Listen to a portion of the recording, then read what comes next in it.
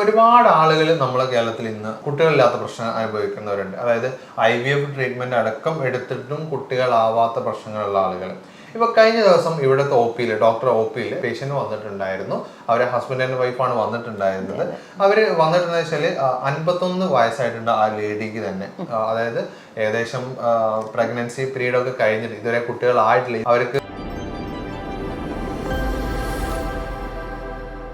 ഇന്ന് നമ്മുടെ കൂടെ ഉള്ളത് ഡോക്ടർ നിഷിത മാം ആണ്. ഡോക്ടർ ബാസിൽസ് ഹോമിയോപതി ഹോസ്പിറ്റലിലെ സീനിയർ കൺസൾട്ടന്റ് ആണ്. ഒരുപാട് ആളുകൾ നമ്മളെ കേരളത്തിൽ ഇന്ന് കുട്ടികളില്ലാത്ത പ്രശ്നം അനുഭവിക്കുന്നവരുണ്ട്. അതായത് IVF ട്രീറ്റ്മെന്റ് അടക്കം എടുത്തിട്ടും കുട്ടികളാവാത്ത പ്രശ്നങ്ങളുള്ള ആളുകൾ. ഇപ്പൊ കഴിഞ്ഞ ദിവസം ഇവിടുത്തെ ഡോക്ടർ OPയിൽ പേഷ്യന്റ് വന്നിട്ടുണ്ടായിരുന്നു. അവരെ ഹസ്ബൻഡ് ആൻഡ് വൈഫാണ് വന്നിട്ടുണ്ടായിരുന്നത്. അവര് വന്നിട്ടെന്ന് വെച്ചാല് 51 വയസ്സായിട്ടുണ്ട് ആ ലേഡിക്ക് തന്നെ. അതായത് ഏകദേശം പ്രഗ്നൻസി പീരീഡ് ഒക്കെ കഴിഞ്ഞിട്ട് ഇതുവരെ കുട്ടികളായിട്ടില്ല. അവർക്ക് IVF 3 തവണ IVF ചെയ്തിട്ടുണ്ടായിരുന്നു. പക്ഷെ എങ്കിൽ പോലും അത് പ്രോപ്പർ ആയിട്ടുള്ള ഒരു എൻഡിലേക്ക് എത്തിയിട്ടില്ല, അല്ലെങ്കിൽ റിസൾട്ടിലേക്ക് എത്തിയിട്ടില്ലായിരുന്നു. അപ്പോൾ അതിന് അവർക്ക് കുറേ പ്രശ്നങ്ങളായിരുന്നു. പ്രത്യേകിച്ച് ഫൈബ്രോയിഡിന്റെ ഇഷ്യൂസ് ഒക്കെ ഉണ്ടായിരുന്നു. അപ്പോൾ അങ്ങനെയുള്ള ആളുകൾക്ക് ഫൈബ്രോയിഡിന്റെ ഒരു പ്രശ്നം നമ്മൾ ക്യൂർ ചെയ്തിട്ടുണ്ടായിരുന്നു. അതായത് 21 സെന്റിമീറ്ററുള്ള ഒരു ഫൈബ്രോയിഡ് നല്ല രൂപത്തിൽ തന്നെ മൂന്നാമത്തെ വിസിറ്റ് ആകുമ്പോഴേക്കും നമുക്ക് നല്ല ചേഞ്ചസ് വന്നിട്ടുണ്ടായിരുന്നു. ഏതായാലും അവരുടെ ആ ഒരു ടെസ്റ്റിമോണിയൽ വീഡിയോ ഒന്ന് നിങ്ങൾക്ക് കാണാം. ഞാൻ യൂട്രൽ ഫൈബ്രോയിഡിന്റെ ചികിത്സക്കായിട്ടാണ് വന്നത് ബാസിൽസ് ഹോമിയോ ഹോസ്പിറ്റലിൽ. ഫൈബ്രോയിഡ് 25 അങ്ങനെ ഏതാണ്ട് ഇപ്പോ 16 ആയിട്ടുണ്ട്. IVF ചെയ്യാൻ വേണ്ടിയിട്ട് എൻഡോമെട്രിയൽ തിക്നെസ് കൂടാൻ വേണ്ടിയിട്ട് ഒരുപാട് മരുന്ന് കഴിച്ചു. പക്ഷെ കൂടുതലൊന്നും ആയില്ല. ഇപ്പൊ IVF ചെയ്യാൻ വേണ്ട അത്രയും ആയിട്ടുണ്ട്. അത് ഹോമിയോ ഈ മരുന്ന് കഴിച്ചുകൊണ്ടാണ്. എല്ലാ മരുന്നും കഴിച്ചു, എന്നിട്ടൊന്നും ശരിയായില്ല. 1 വർഷത്തോളം ഈ എൻഡോമെട്രിയൽ തിക്നെസ് കൂടാൻ വേണ്ടി മരുന്ന് കഴിച്ച്, പക്ഷെ തീരെ കൂടിയില്ല. ഇപ്പൊ ബാസിൽസ് ഹോമിയോയിൽ നിഷിത ഡോക്ടറെ കാണിച്ച് 3 മാസം മരുന്ന് കഴിച്ചപ്പോ തന്നെ ശരിയായി. ചികിത്സ നല്ല ഫലങ്ങളുണ്ട്. ഒരുപാട് നന്ദിയുണ്ട്. അപ്പോൾ നിങ്ങൾ ഇവിടെ കണ്ടിട്ടുണ്ടായിരുന്നത് 51 വയസ്സായിട്ടുള്ള ഒരു ലേഡീന്റെ ഒരു അഭിപ്രായങ്ങളായിരുന്നു. അതായത് ഇതുവരെ അവർ പ്രഗ്നന്റ് ആയിട്ടില്ല, കുട്ടികളില്ല. അവർക്ക് IVF 3 തവണ ചെയ്തു. ഏകദേശം 25ഓളം ഇഞ്ചക്ഷൻസ് അതിൽ അവര് വെച്ചു എന്നുള്ളതാണ് അവർ പറഞ്ഞിട്ടുണ്ടായിരുന്നത്. ഹസ്ബൻഡിനാണെങ്കിൽ ബാക്ക് ഇഞ്ചുറി വന്നതിന് ശേഷം അവർക്ക് നോർമലി കോണ്ടാക്ട് ചെയ്യാൻ പറ്റുന്നുണ്ടായിരുന്നില്ല. അപ്പൊ അങ്ങനത്തെ ബുദ്ധിമുട്ടുകൾ ഉണ്ടായിരുന്നു. പിന്നെ ഈ സ്ത്രീക്കാണെങ്കിൽ എൻഡോമെട്രിയൽ തിക്നെസ് ഒരിക്കലും ഒരു 6ന്റെ മുകളിലേക്ക് വന്നിട്ടേ ഉണ്ടായിരുന്നില്ല. ഇത്ര അധികം ട്രീറ്റ്മെന്റ് എടുത്തിട്ടും നമ്മളടുത്ത് ഏകദേശം ഒരു 3 മന്ത്സിന്റെ ഉള്ളിലാണ് അവര് വ്യത്യാസം കാണിച്ചു തുടങ്ങിയത്. നമ്മൾ ഇനി ഇതിൽ ഡീറ്റെയിൽ ആയിട്ട് ഡിസ്കസ് ചെയ്യാൻ പോകുന്നത് ഈ ഫൈബ്രോയിഡിന്റെ ഇഷ്യൂസ് ആണ്. പല ആളുകളും PCOD ഉണ്ട്, ഫൈബ്രോയിഡ് ഉണ്ട് എന്ന് പറഞ്ഞിട്ട് എനിക്ക് PCOD ഉണ്ട്, ഫൈബ്രോയിഡ് ഒരു ഭയങ്കര ലാഘവത്തോടെയാണ് പലപ്പോഴും കാണാറുള്ളത്. ഇതൊക്കെ എങ്ങനെയാണ് നമ്മളെ കുട്ടികൾ ഇല്ലാതാവുന്ന ഒരു റീസൺ? ഫൈബ്രോയിഡിന്റെ കേസിൽ എന്താ വെച്ചാൽ ഫൈബ്രോയിഡ് ആസ് എ ഇൻഫെർട്ടിലിറ്റിയിൽ നമ്മുടെ അത് ഫൈബ്രോയിഡ് ഏത് ഭാഗത്താണോ ഇരിക്കുന്നത് അതിനെ ഡിപ്പെൻഡ് ആണ് പറയാറുള്ളത്. ചെറിയ സൈസ് ഒക്കെ ആണെങ്കിൽ നമ്മൾ പറയും കുഴപ്പമില്ല, കൺസീവ് ചെയ്യാത്ത ദമ്പതിമാരാണെങ്കിലും അത് കുഴപ്പമില്ല, കൺസീവ് ആയിക്കോളും എന്നുള്ള രീതിയിൽ പറയും. പക്ഷേ വലിയ ഫൈബ്രോയിഡ്സ് ഒക്കെ ആകുമ്പോൾ ഇപ്പോൾ ഈ പേഷ്യൻ്റെ സ്ഥിതിയിലൊക്കെ ആകുമ്പോൾ വലിയ ഫൈബ്രോയിഡ് ആയതുകൊണ്ട് തന്നെ യൂട്രസ് റിമൂവ് ചെയ്യേണ്ട ഒരു കണ്ടീഷനിലൊക്കെ ആയിരുന്നു. അപ്പോൾ പക്ഷേ ഇതുവരെ അവർ കൺസീവ് ചെയ്യാത്ത കപ്പിൾസും കൂടി ആയതുകൊണ്ട് തന്നെ അവരെന്താ വെച്ചാൽ അതിനൊരു വില്ലിങ് അല്ലാത്തത് കൊണ്ട് തന്നെ കുറേ IVF ട്രീറ്റ്മെന്റുകൾ കഴിഞ്ഞിട്ടാണ് നമ്മളെടുത്ത് വന്നിട്ടുണ്ടായിരുന്നത്. ഈ ഫൈബ്രോയിഡുകൾ ഞാൻ പറഞ്ഞല്ലോ ആദ്യം large size, medium size, small size എന്നുള്ള 3ആയിട്ടാണ് കാറ്റഗറൈസ് ചെയ്തിട്ടുള്ളത്.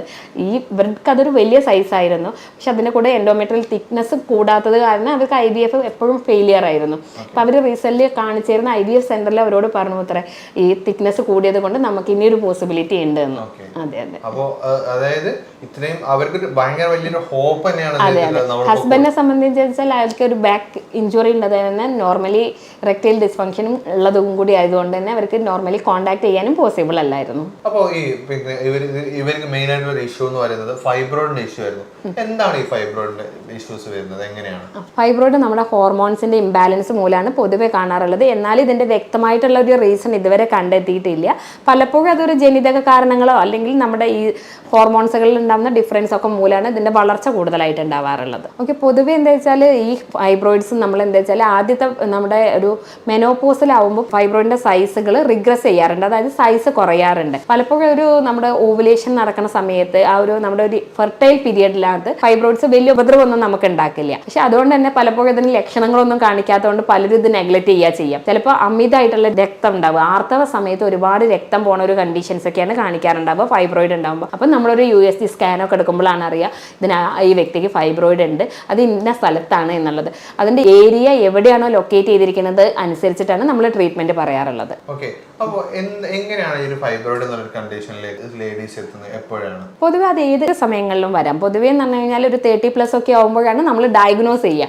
നേരത്തെ ചെറിയ സ്മോൾ ഫൈബ്രോയിഡ്സ് ഒക്കെ ഉണ്ടെങ്കിൽ പോലും വലിയ ലക്ഷണങ്ങളൊന്നും കാണിക്കാത്തതുകൊണ്ട് അതങ്ങനെ നമ്മൾ കൊണ്ട് നടക്കുകയാണ് പൊതുവേ ഉണ്ടാവുക. നമുക്ക് വേറെ എന്തെങ്കിലും ആർത്തവം കൂടുതലായിട്ട് അമിത രക്തമൊക്കെ ഉണ്ടാവുക, അല്ലെങ്കിൽ എന്തെങ്കിലും അബ്ഡോമിനൽ പെയിൻ മാതിരിയൊക്കെ ഫീൽ ചെയ്യുക, അങ്ങനെയൊക്കെ ഉണ്ടാകുമ്പോൾ നമ്മളൊരു USGക്ക് അഡ്വൈസ് ചെയ്യുമ്പോഴാണ് പേഷ്യൻസ് കണ്ടെത്തുക. അല്ലെങ്കിൽ മറ്റു വല്ല അസുഖങ്ങൾക്കും വേണ്ടിയിട്ട് വെറുതെ ഒരു സ്കാൻ എടുക്കുമ്പോഴാണ് ചിലപ്പോൾ സ്മോൾ ഫൈബ്രോയിഡ്സ് ഒക്കെ ഉള്ളതായിട്ട് കാണാറുള്ളത്. അപ്പോൾ നമ്മൾ മുമ്പേ സംസാരിച്ചു, ഇവിടെ വന്ന് കേസ് ഉണ്ടായിരുന്നത് 21 സെന്റിമീറ്റർ, അത് 21 സെന്റിമീറ്റർ ആയിരുന്നു അതിന്റെ ഫൈബ്രോയിഡിന്റെ നീളം ഉണ്ടായിരുന്നത്.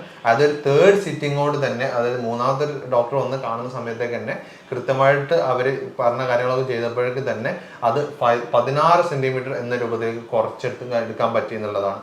അപ്പോൾ അവർ ആ വീഡിയോ നിങ്ങൾക്ക് ഒന്നുകൂടെ കാണാം. യൂട്രൽ ഫൈബ്രോയിഡിന്റെ ചികിത്സക്കായിട്ടാണ് വന്നത് ബാസൽസ് ഹോമിയോ ഹോസ്പിറ്റലിൽ. ഫൈബ്രോയിഡ് 25 mm അങ്ങനെ ഏതാണ്ട് ഇപ്പോ 16 mm ആയിട്ടുണ്ട്. IVF ചെയ്യാൻ വേണ്ടിയിട്ട് എൻഡോമെട്രിയൽ തിക്നെസ് കൂടാൻ വേണ്ടിയിട്ട് ഒരുപാട് മരുന്ന് കഴിച്ചു, പക്ഷെ കൂടുതലൊന്നും ആയില്ല. ഇപ്പൊ IVF ചെയ്യാൻ വേണ്ട അത്രയും ആയിട്ടുണ്ട്.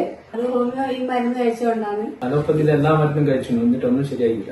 1 വർഷത്തോളം ഈ എൻഡോമെട്രിയൽ തിക്നെസ് കൂടാൻ വേണ്ടി മരുന്ന് കഴിച്ച്, പക്ഷെ തീരെ കൂടിയില്ല. ഇപ്പൊ ബാസിൽസ് ഹോമിയോയിൽ നിഷിത ഡോക്ടറെ കാണിച്ച് 3 മാസം മരുന്ന് കഴിച്ചപ്പോ തന്നെ ശരിയായി. ചികിത്സയുടെ നല്ല ഫലങ്ങളുണ്ട്. ഒരുപാട് നന്ദിയുണ്ട്. അപ്പോൾ ഇതുപോലെ ഫൈബ്രോയിഡ് നിങ്ങൾക്ക് ഉണ്ടെങ്കിൽ അതിന്റെ എങ്ങനെയാണെങ്കിലും അതിന്റെ സംശയങ്ങളോ കാര്യങ്ങളോ ഒക്കെ ഉണ്ടെങ്കിൽ താഴെ കാണുന്ന നമ്പറിൽ കോൺടാക്ട് ചെയ്യാവുന്നതാണ്. മാം കൃത്യമായിട്ട് അതിന്റെ കാര്യങ്ങളൊക്കെ നിങ്ങൾക്ക് എക്സ്പ്ലെയിൻ ചെയ്ത് തരുന്നതുമാണ്. അപ്പോൾ ഈ ഒരു നമ്മളിപ്പോൾ ഫൈബ്രോയിഡിന്റെ ഇഷ്യൂ പറഞ്ഞു, അപ്പോൾ എങ്ങനെയാണ് ഈ ഇപ്പോൾ ഹോർമോണൽ ഇംബാലൻസ് എന്ന് പറഞ്ഞാൽ അതിപ്പോൾ നമുക്ക് എങ്ങനെയാണ് അത് കൺട്രോൾ ചെയ്യാൻ പറ്റുക? അല്ലെ ഇത് എല്ലാവർക്കും ഉള്ളൊരു കാര്യമാണ്? എങ്ങനെയാണ്? അല്ല, നമ്മൾ എന്താ വെച്ചാൽ എല്ലാ വ്യക്തികൾക്കൊന്നും ഉണ്ടാവില്ല. നമ്മുടെ ലൈഫ് സ്റ്റൈൽ ഇതിനൊരു പ്രധാന ഘടകമാണ്. കാരണം നമ്മൾ ലൈഫ് സ്റ്റൈലിൽ അനുസരിച്ച് നമ്മൾ മോഡിഫിക്കേഷൻസ് വരുത്തുക, നമ്മളെ ഭക്ഷണക്രമങ്ങൾ ഇതൊക്കെ പ്രത്യേകം മോണിറ്റർ ചെയ്യുക. പിന്നെ നമ്മൾ ഇടയ്ക്ക് ഇത്തരത്തിൽ നമുക്ക് ആർത്തവമായിട്ടുള്ള എന്തെങ്കിലും ഇഷ്യൂസ് ഒക്കെ വരികയാണെങ്കിൽ നമ്മൾ കൃത്യമായിട്ട് ചെക്കപ്പുകളും ചെയ്യുക എന്നുള്ളത് ഒരു പ്രധാനമാണ് കേട്ടോ. ഓക്കെ, അപ്പോൾ നമുക്ക് ഇതിന് എന്താണ് നമുക്കൊരു ട്രീറ്റ്മെന്റ് ആയിട്ട് അവർക്ക് ചെയ്യാൻ പറ്റുക? നമ്മളെടുത്ത് വന്ന പേഷ്യൻ്റെ അടുത്ത് നമ്മൾ ആദ്യം എന്താ വെച്ചാൽ അവരുടെ കേസ് നമ്മൾ ഡീറ്റെയിൽ ആയിട്ട് എടുത്തിട്ട് അതിന് വേണ്ട അഡ്വൈസസ്, അതായത് അവരുടെ ഫിസിക്കൽ എക്സസൈസുകൾ, അതുപോലെ തന്നെ ഡയറ്ററി മാനേജ്മെൻറ്റ്, വെയിറ്റ് ഒക്കെ ഒന്ന് റെഡ്യൂസ് ചെയ്യാനും അതുപോലെ കൃത്യമായിട്ട് ടെൻഷൻസ് ഒക്കെ കുറയ്ക്കാൻ വേണ്ടിയിട്ടുള്ള കാര്യങ്ങളൊക്കെ നമ്മൾ അഡ്വൈസ് ചെയ്തു. അതേപോലെ തന്നെ നമ്മൾ മെഡിക്കേഷൻസും കൂടിയൊക്കെ കൂടെ കൊടുക്കും.